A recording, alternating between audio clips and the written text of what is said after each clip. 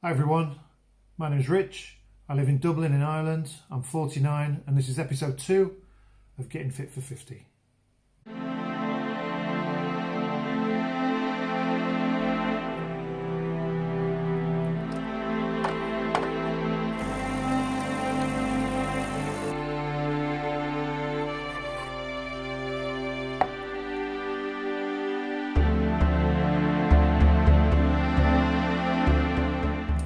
Okay, so let's talk about a typical day of eating. So we're going to talk about what I eat, what the calories are, the breakdown of macros or macronutrients, so that's the fat, the carbohydrates and the protein, as opposed to micronutrients, which is things like, the things we need in smaller amounts, so minerals and vitamins, so vitamin C, calcium, iron, zinc, those kind of things, salt or sodium. So yeah, I'm going to run through my meals for the entire day today. I'll give you the calories and the macros for each, and then a summary of the overall intake for the whole day at the end. And if anybody wants details of any of the dishes that I mention, or recipes for any of them, anything like that, any more information, just let me know. Drop me a note in the comments and I'll come back to you straight away, or as soon as I can anyway. But we'll sort you out. So just before I go into the detail, I try to come up with dishes that are not too heavy, so they don't make me feel really kind of lethargic and too stuffed and full after eating them or for the rest of the day. Try to come up with meals that are nutritious, low in fat relatively, or if there is fat, it's good fats. So kind of natural fats from peanut butter, avocado, those kind of things, and things that are quick to put together and dead easy to put together as well. I'm not using any weird ingredients or speciality ingredients, just normal stuff you can get from any supermarket or shop, which really helps keep the budget down, of course. You can get most of these, if not all of these ingredients, from Aldi or Lidl as well, which keeps the cost right down, makes it even cheaper. So let's get into this. So I started the day as I normally do with an espresso, 0 calories, very good. Add a sweetener in that, also 0 calories, so off to a good start. Then breakfast today was actually 2 breakfasts. So we started off with porridge, which was this stuff, which is just the microwavable instant oat stuff. So there's 60 grams of oats, which is 4 scoops. Then I had around 300 ml of almond milk in that, and it's a blob of strawberry jam. Finished that, very nice it was too. Finished that, had an omelette. The omelette was made up of 1 whole egg, just a medium egg, 3 egg whites, and for my egg whites, where are they? I get the liquid egg whites from bulk powders, they're brilliant. So you get lots of protein, no fat, no cholesterol, which, you know, I'm nearly 50, got to watch my cholesterol. But what I found is if you just use egg whites, they can tend to stick a little bit to the pan, even though it's a non-stick pan. Maybe I have it too hot, I don't know. Anyway, 1 whole egg, 3 egg whites, which equates to 90 ml. 30 ml is 1 egg white, so they say. And a small handful of chopped sun-dried tomatoes, really nice in an omelette. A couple of slices of roast turkey breast, just got from Aldi, just chopped up again. And then just a little sprinkle of low-fat grated mozzarella. Really good. Numbers wise, just read this now. Those 2 breakfasts came in at around about, and all these numbers are approximate but pretty much there, came in around 800 calories.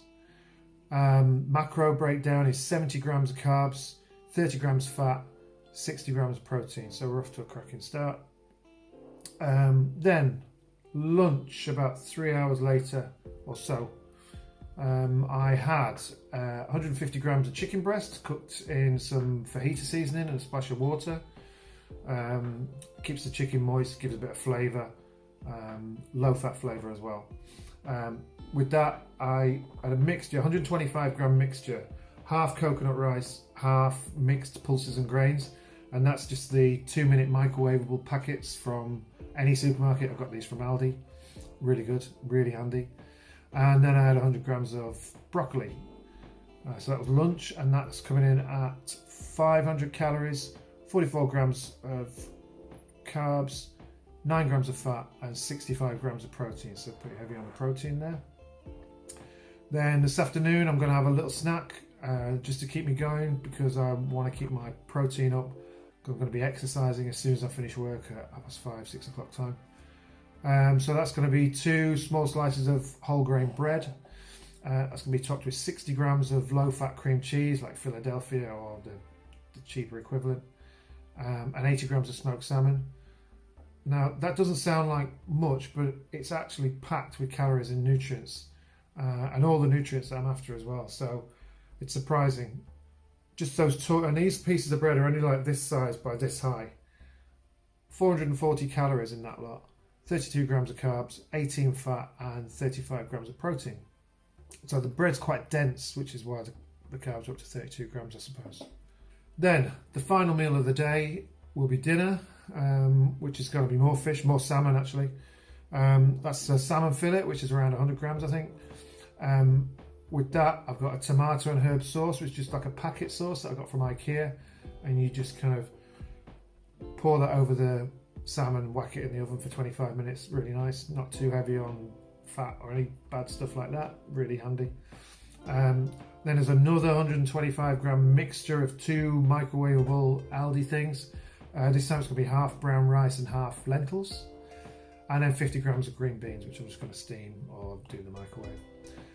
That meal's coming in at 443 calories, 32 grams of carbs, 21 fat, and 28 grams of protein. So that's 3.5, 4 meals for the day. Nothing too filling, as I mentioned. Getting some nice flavours in there. You know, nothing's tough to eat either. It's not, you know, nothing's bland. Lots of flavour. Nothing's too dry. Nice and balanced, and just really tasty. Really easy to do as well. Totals for the day are coming in at around 2,200 calories for the day from that lot. Which is 180 grams of carbs, 78 grams of fat, and 190 grams of protein. So that works out at roughly a 40%, 40%, 20%, 40, 40, 20 split carbs, protein and fat, which is exactly what I'm after and what I understand I should be aiming for. Now, that's a typical day. No problem getting through that at all. No problem preparing that. I did prepare the chicken lunch and the salmon dinner last night for 2 or 3 days. So that's good, because wife is having the same. But even if I did those from scratch, both those meals would only be 25 minutes max for the salmon, maybe 15 minutes for the chicken dish. So it's nothing really. But if I find that I'm a bit short on calories for the day, then I'll just normally grab something like, I don't know, like a brown bagel and whack 40 or 50 grams of peanut butter on that, and that'll sort me out. The calories are massive for something so small as that. Good levels for all your macros, so good fats, protein, carb from the bagel, really good. So that's a quick, I suppose a quick tip. And there's loads of stuff like that. Avocado is another one, high in calories, high in good fat. So whack a bit of avocado on some brown bread, and your calorie count's going to be closer to what you're aiming for. Now, I've also started keeping a real basic spreadsheet. Not to count calories, I use my MyFitnessPal for that, but it's just to keep a note of menu and meal ideas.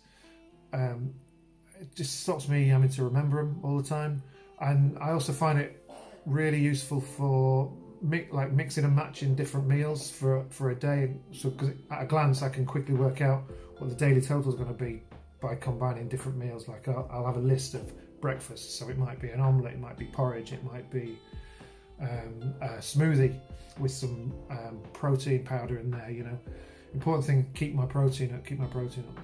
Especially when I'm doing some exercise, need it, otherwise my arms ache like hell the next day.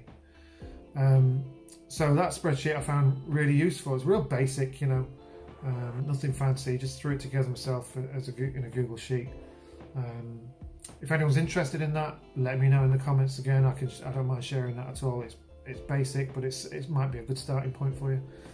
But I find that really easy to do. And I mentioned MyFitnessPal. MyFitnessPal is superb for this kind of stuff too. Like I mentioned in the last video that it can be a bit of a pain when you first start using MyFitnessPal, but that's only because you need to enter or remember to scan barcodes and things like that. But once you've entered a food, it remembers. It's on your personal list. So next time you have it, you don't have to find it, you don't have to scan anything. You just look for it in your previous foods. It's dead easy. You can also save meals and recipes. So you can build a meal using, or if you enter a meal one day, you can save that as a meal. If you want to make that meal into a recipe, you can do that by adding a method and timings and temperatures and all that crap. But I just find it really handy. Anyway, okay, so look, I hope you found this useful. I'm going to stop talking soon. Let me know if you need any more info on anything I've said, whether it's how to use MyFitnessPal, what this spreadsheet is I'm talking about. If you need more information on the prep of the food or what the food is and how to cook it, I don't mind that at all. Drop me a line in the comments, like I say, and I'll come back to you, no bother. Of course, the beggy bit, it would also be fantastic if you could subscribe to the channel. This is my first time doing anything like this, so it'd be really much appreciated to get some support through this journey that I've embarked on. Might even help me get through the lazy times, which I'm sure are going to come. Hopefully not, but I think they are. Anyway, that's it for now. Next time we'll look at some basic exercises I'm doing here at home with some dumbbells and a barbell, and a few body weight exercises that I've picked up, and we'll get a body update as well once we're a few days into this. Now we're on day something like that. We're early doors anyway. So anyway, thanks for watching, thanks for your time, and see you soon.